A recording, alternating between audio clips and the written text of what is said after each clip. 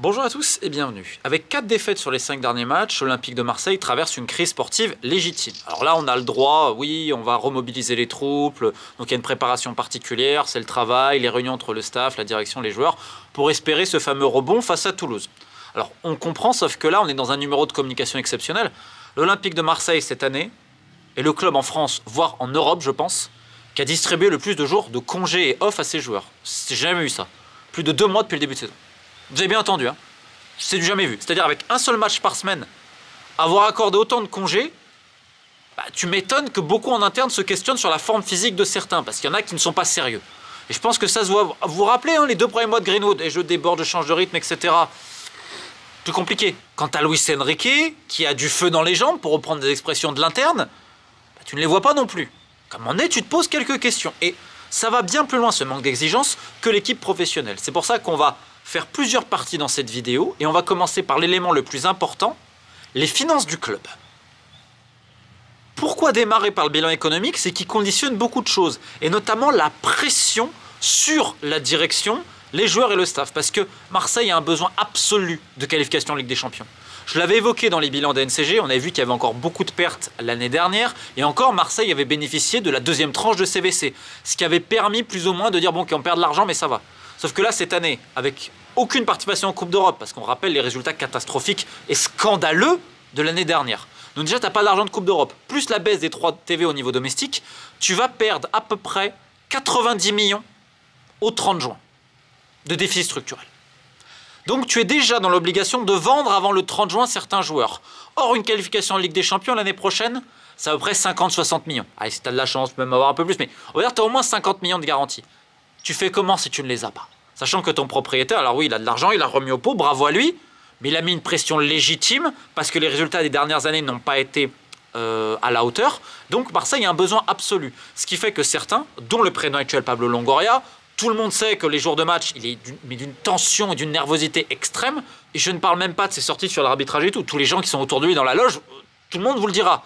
Alors bon, après voilà, c'est peut-être sa manière d'extérioriser, il n'y a pas de problème. Dans le même temps, on demande de réduire la voilure, par exemple au centre de formation qui avait un budget de 15 millions. On y reviendra un petit peu après. De réduire la masse salariale des pros, d'essayer de revendre les joueurs, etc. C'est pour ça qu'on a aussi beaucoup de turnover. Vous connaissez aussi certains montages. Mais on veut dépenser moins pour réduire ce fameux déficit structurel, surtout avec la baisse des droits TV, qui on le rappelle, hein, pour les gens qui ne sont peut-être pas au courant, les droits TV domestiques, c'est ta principale source de revenus pour tous les clubs. Donc forcément, vu qu'elle est amputée d'une grande partie, eh ben, tu as besoin en plus de réduire tes coûts. Et ça, le propriétaire l'a encore demandé. Donc la qualif en Ligue des Champions directe, elle est nécessaire. Et or, tu es déjà dans un club à pression. Donc là, tu rajoutes celle-là. Et c'est vrai que pour certains, c'est peut-être un petit peu compliqué. L'année dernière, j'avais réalisé une large vidéo autour de la guerre de coulisses politique au sein même du club, notamment le réseau lié à Monsieur Tessier. Alors on l'a largement documenté, je vous renvoie à cette vidéo-là, sauf qu'évidemment ça n'a pas pu durer parce qu'il y avait des véritables clans et surtout il y avait de l'ingérence permanente, c'est-à-dire oui mais je vais faire sauter lui, pour faire monter lui, qui va mettre fidèle. Enfin, c'était House of Cards quoi, à l'Olympique de Marseille. Et donc on a tout essayé, rendez-vous compte que Monsieur Tessier a essayé de ramener Karim Fradin, ancien de Niort. J'ai même pas de mots. Ensuite, il y a eu le truc, à un moment donné, on essaie Galtier. Enfin, on a compris. Et il y a tous les gens qui ont essayé d'obtenir des promotions, des syllabes. Parce qu'on a vu un peu comment ça se passait. Il y avait des raisons très politiques. Donc le magicien, c'était le surnom notamment de l'équipe de Longoria vis-à-vis de Monsieur Tessier. Déjà avec ça, je vous ai un petit peu tout dit. Donc il n'est plus là. Sauf qu'en fait, cette guerre de clans, elle continue, elle perdure dans d'autres strates. Et il y a un autre problème, c'est l'ingérence. C'est-à-dire qu'on a un directeur commercial qui va à un moment donné donner son avis sur le recrutement. On va essayer de s'ingérer. Parce qu'en fait, c'était ça à l'époque. C'est-à-dire que tout le monde donnait un peu son avis, c'était pas tellement clair. Et en gros, chacun avait aussi un ego débordant. C'est-à-dire que j'ai jamais vu un club aussi important. Enfin, si, bon, le PSG, mais il compte pas, ils sont hors catégorie, les gens autour de Nasser. Mais je veux dire, ils sont tous là autour du terrain, le selfie, le machin. Arrêtez de vous montrer à un moment donné. Et le problème, c'est qu'on en revient au manque d'exigence. C'est-à-dire qu'à un moment donné, il n'y avait pas de projet. Je suis désolé. Hein. Marseille, c'est un super grand club. Les résultats des dernières années, ils sont scandaleux. Mais il y a des gens qui gardent leur poste. Bravo, hein. Je leur dis bravo, avec tout le reste. Mais c'est quoi le projet? C'était quoi le projet avant? Parce que là, en effet, arrivée de Mehdi Benassia, qui ramène donc ces personnes, ça crée encore d'autres petites luttes d'influence en interne. Sauf qu'on peut tout reprocher à Mehdi Benassia. Rappelez-vous, il y a quelques années, j'avais expliqué certaines choses, peut-être potentiel conflit d'intérêts ou autre. Mehdi Benassia, depuis qu'il est à Marseille, même ceux qui ne l'aiment pas pour vous le dire, mec, il travaille jour et nuit. Et ses équipes aussi. Alors ça, on ne peut pas lui reprocher. Et il veut amener cette ambition, cette exigence que lui a connue. Parce que contrairement à tous les mecs dont on pourra reparler après, Mehdi Benassia a fait une carrière. Après, peut-être une critique à lui faire, mais tu changes pas la culture d'un club comme ça. D'accord, Marseille, c'est un gros club. Mais depuis des années, ça ronronnait. C'est-à-dire, on en faisait le moins possible. En fait, on se servait du club au lieu de le servir. Là, je suis obligé de parler de la formation. Vous allez me dire pourquoi? Parce qu'il y avait un budget de 15 millions. Et il y a M. Otero, vous savez, cet Espagnol-là qui rêvait du poste de Ribalta, il se rêvait directeur du football, il ne faut quand même pas l'oublier, et qui, surtout aujourd'hui, est en train de se vendre de partout. Et il y a les grands intelligents de Saint-Etienne qui disent « Mais attendez, c'est lui qui a fait gagner la Gambardella à l'OM, parce qu'Otero, il n'arrête pas de dire ça. » Bon, déjà, c'était le recrutement de Nasser Largué, mais soit. Mais Otero, il avait fait un club dans le club, parce qu'il avait le pouvoir de signature. C'est-à-dire qu'il pouvait embaucher les mecs qu'il voulait.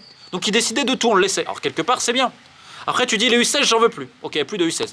Ensuite, tu vas nommer Yann Danielou, qui était à Djibouti avant, directeur technique national. Ouais, mais attends, Danielou va ramener son gars de U19, Braconi. Et c'est là. Maintenant, tu mets 10 préparateurs physiques dans le centre de formation. 10 préparateurs physiques. Un team performance. Alors, c'est bien, tu essayes d'améliorer. Mais à un moment donné, tu te poses des questions. C'est comme auparavant, je vous en ai parlé. Le directeur de recrutement, Ludovic Paradinas. Non, mais t'inquiète, je connais le mec d'Herbel, je crois. Franck Tomagnelli. Je dois mal le prononcer. Il m'excusera. Sauf qu'à un moment donné au club, on te dit « Ouais, mais c'est pas normal. Otero, il est en rivalité avec Paradinas. Il va appeler Longoria. Ouais, mais t'as vu, il fait le business avec lui, etc. Machin, sachant que lui, il travaille à Monaco. Donc en fait, les meilleurs d'Herbel, ils allaient à Monaco et pas à Marseille, etc. » Que des petites guéguerres comme ça. Comme s'il n'y avait pas d'autres agents placés par d'autres personnes. Donc en fait, on n'avait que ça. Donc c'était un véritable problème. Donc on en revient à ce que je disais. Pas trop d'exigences, mes intérêts avant tout. Maintenant, on va parler évidemment de l'épisode qui a fait l'actualité ces derniers mois. C'était avec Jean-Pierre Papin, c'est passé avec Alizara, qui a eu l'enquête interne, etc. Alors, beaucoup de respect pour le joueur Jean-Pierre Papin. À l'époque, j'ai fait une vidéo sur le club de Chartres où il était, où ça tournait au tragicomique quand même. Hein. C'est-à-dire le gros contrat, ok, les chiens sur le terrain d'entraînement, et c'était honnêtement très relax. Je veux dire, aujourd'hui, tu veux mettre un projet, on va dire avec plus d'exigence. Alors j'ai du respect pour Jean-Pierre Papin, mais tu peux pas faire les entraînements parfois où tu t'assois sur ta glacière en jouant à ton téléphone. J'ai du respect encore, et je comprends. Et le Ballon d'Or, les mecs de Marseille, je comprends. Donc il a l'avantage aussi, quand il prend la parole, c'est Jean-Pierre Papin, je comprends. Mais à un moment donné, il y a des règles. Si on te dit que tu peux pas aller chez les pros, tu peux pas aller à poil dans le jacuzzi avec des pros, les mecs se disent « Mais attends, mais qu'est-ce qui se passe? Tu peux pas venir avec un maillot d'une autre équipe alors qu'on interdit aux jeunes d'avoir un certain type de maillot. » C'était le maillot de Montpellier en l'occurrence, mais bon, il paraît que c'est pas grave, c'est un maillot de Coupe de France. Tu peux pas, lors du déplacement à Lens, t'as rendez-vous à 8h45, toi t'arrives à 9h15, ils ont failli louper le train. Je veux dire, il y a plein de choses comme ça. Tu peux pas dire, ah mais non, il y a un rendez-vous médical pour telle personne de ma famille, alors qu'en réalité, tu es en train de boire du champagne en loge et qu'en plus, tu factures ta prestation avec ta société d'image, etc. Je veux dire, au bout d'un moment, je veux bien tout entendre, et beaucoup de respect pour tout, mais à un moment donné, il y a une exigence à avoir. Tu ne l'as pas. Les mecs, quand ils descendaient, ben c'était les colonies de vacances, il n'y a pas d'autre mot. Cela dit, est-ce qu'Alizara, à un moment donné, a dépassé la ligne rouge en lui faisant plein de remarques, etc. Probablement. Et le ton est monté entre les deux, bien évidemment. Il ne se serrait même plus la main, je crois, un moment. Donc ensuite, il y a plein d'autres choses qui sont passées en interne, parce que Jean-Pierre Papin avait des soutiens. Il ne faut pas oublier que Papin, à l'époque, se voyait bien directeur du foot à la place de Ribalta, qu'il a postulé pour prendre le poste de Marcelino.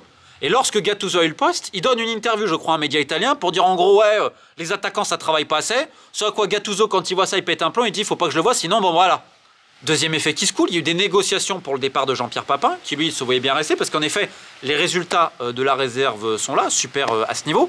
Et donc, il y a eu des propositions pour aller à Martigues. Sauf qu'en fait, il voulait un dédommagement très fort. Hein. On parle de plusieurs centaines de milliers d'euros. Hein. Je crois que c'est à peu près 600. Et en gros, il partait uniquement à Martigues, coaché en Ligue 2. Hein. Vous savez, quand Martigues cherche un coach et tout, si il obtenait ce dédommagement de l'OM, parce que moi, je me serais bien vu faire tant d'années, etc. Et tout. Donc, il y a eu plein de... Je ne vais pas revenir sur les épisodes des chiens, des ci, des là. Mais tout ça pour dire quoi? C'est qu'à un moment donné, quand tu veux mettre en place un projet sérieux, tu ne peux pas commencer à faire de la politique. Ouais, je vais utiliser les armes médiatiques, je vais utiliser...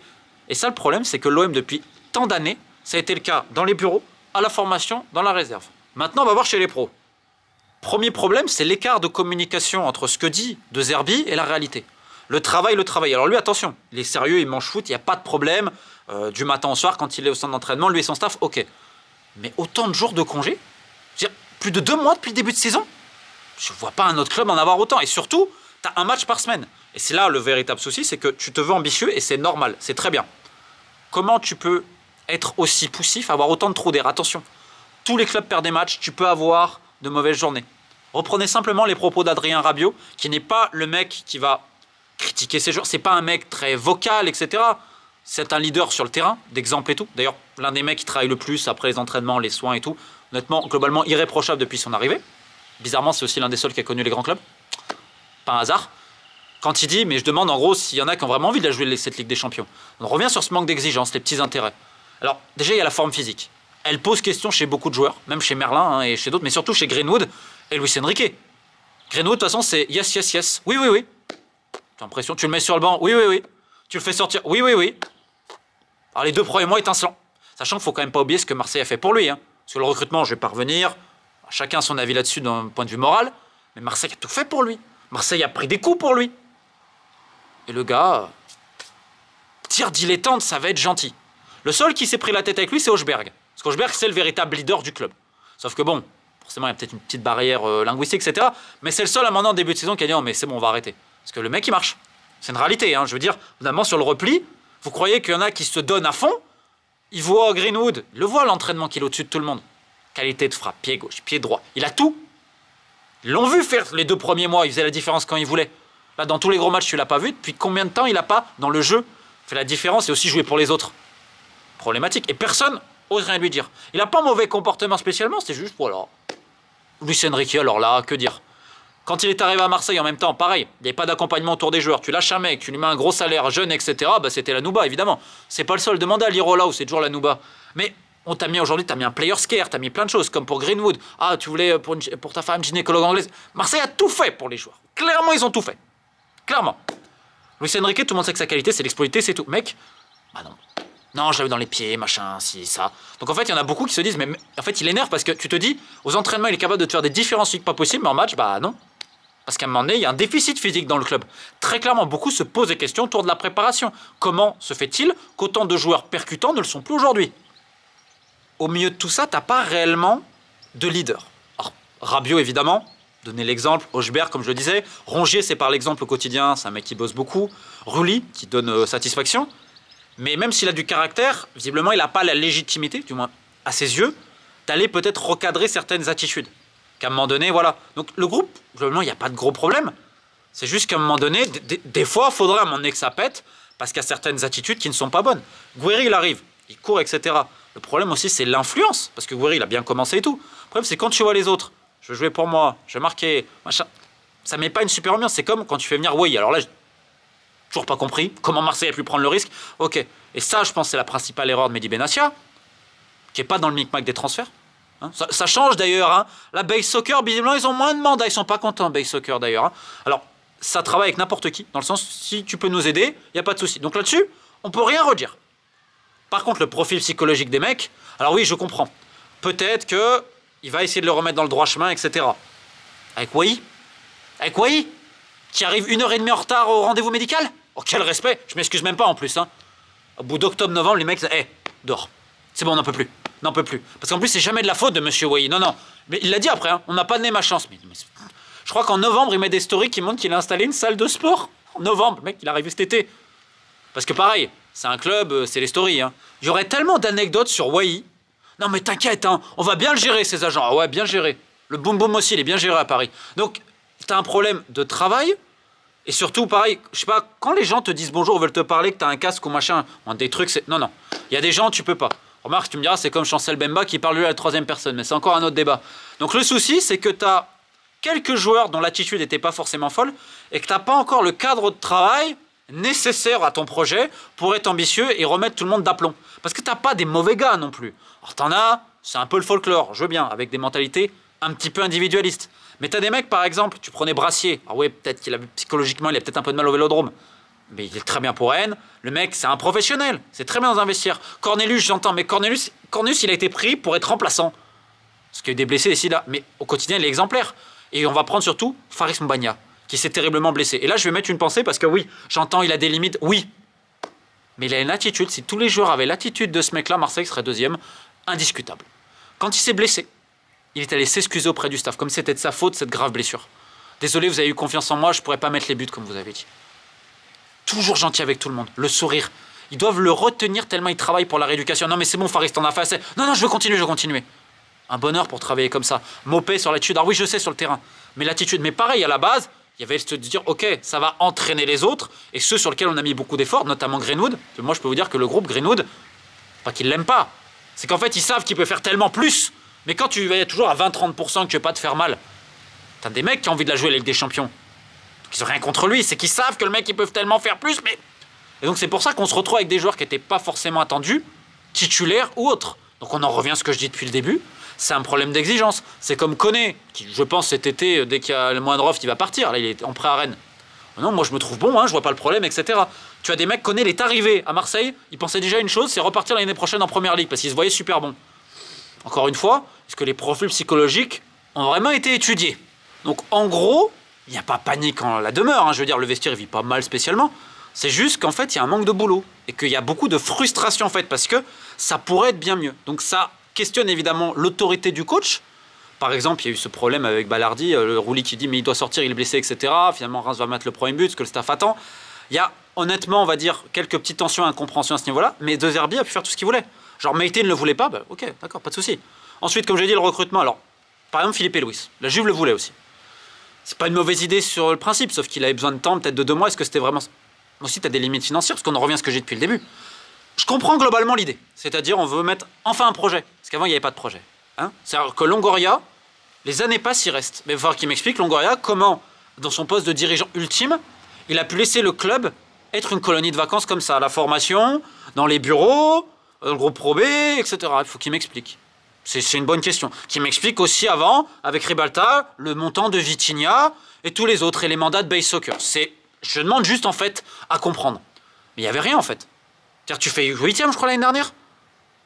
Marseille, 8e. Cette année, il faut une qualif en Ligue des Champions. Alors, l'idée, c'était de terminer 2e derrière Paris. Parce que tu n'as qu'un match par semaine. Et les autres équipes ne sont pas spécialement bonnes non plus. Il n'y a que Strasbourg, réellement, qui fait une grosse saison. Les autres, c'est irrégulier, etc. Tu peux avoir des trous d'air, c'est normal. Mais Rabiot, il l'a dit. Il y a une manière pour perdre. Il y a une attitude à montrer. Et là, tu as l'impression que tu as un coach. Alors là, peut-être le nouveau rebond, ok. Mais qui est quand même, en interne, on questionne son autorité en disant est-ce qu'à un moment donné, il n'aurait pas dû sonner les cloches de certains bien avant. De l'autre côté, tu as des remplaçants qui se donnent à fond, mais qui ont forcément des limites, mais qui sont là, qui font le job. Tu as quelques leaders qui essayent, et tu en as 3-4. C'est plus de story Instagram et de je m'en foutisme que le reste. Donc on en revient au manque d'exigence, qui commence tout en haut, avec le président. Et je parle même pas de ses sorties médiatiques, je ne parle pas de ça. À un moment donné, c'est aussi comporte-toi en tant que président. Il y a une manière, quand tu es en loge, avec les autres personnes. C'est à la formation, c'est dans les bureaux, c'est d'arrêter les selfies. À un moment donné, il faut travailler. Et je pense surtout que le problème à Marseille, c'est qu'il y en a beaucoup qui ont eu la belle vie au soleil et que ça dure depuis très longtemps avec les petits avantages. Et que quand tu veux bouleverser ça, oulala, attention mes petits intérêts. Alors après, encore une fois, Mehdi Benassia, aujourd'hui, il incarne ce projet-là avec les gens qu'il a ramenés. Est-ce qu'il n'a pas voulu trop vite, etc. Est-ce qu'il a fait confiance à de mauvaises personnes? Est-ce que lui-même s'est fait embobiner? Honnêtement, je comprends toujours pas comment il a pu faire Wai. C'est un miracle que Wai sorte. À Francfort, ils sont en train de se bouffer les doigts. Ils sont en train de se bouffer les doigts. Et alors, c'est vrai, son agent Davila, il a d'exceptionnelles relations à Francfort. Mais sinon, je vois pas qui pouvait le faire à ce prix-là. Donc bravo à Marseille. Hein. Bravo d'avoir sorti à Francfort, mais ça va être étiqueté. Quand tu connais les 2 joueurs comme ils travaillent, tu sais très bien que ça va pas être le cas. Ça n'empêche pas qu'il a un super talent. Mais quand tu as un mec qui est à Lens, ah non, les gens, ils n'ont pas le droit de me tacler, et que tu mets 25 bâtons dessus, bon, pourquoi pas. Après, tu fais le pari sur Greenwood, sachant qu'au-delà d'une vente à 30 millions, il y a 50%. Tu vas à Manchester United, il va falloir le vendre très cher, hein, ton Greenwood, hein, si tu veux gagner de l'argent dessus. Je peux comprendre l'idée, mais quand tu fais autant de risques financiers alors que tu es limité sur des joueurs aussi, j'ai l'air compliqué à gérer, dont l'investissement du moins peut être remis en question, c'est un pari qui pour le moment n'est pas bon. Alors, j'imagine que Marseille va en prendre les leçons. C'est pour ça que là, il n'y a pas non plus panique, etc. Il y a une pression légitime, parce que je le répète, sans qualif en Ligue des Champions, l'avenir de Marseille, je suis très curieux de ce que va dire le propriétaire. Donc bonne chance évidemment aux Phocéens dès ce week-end face à Toulouse, parce que définitivement ce club mérite bien mieux que ça.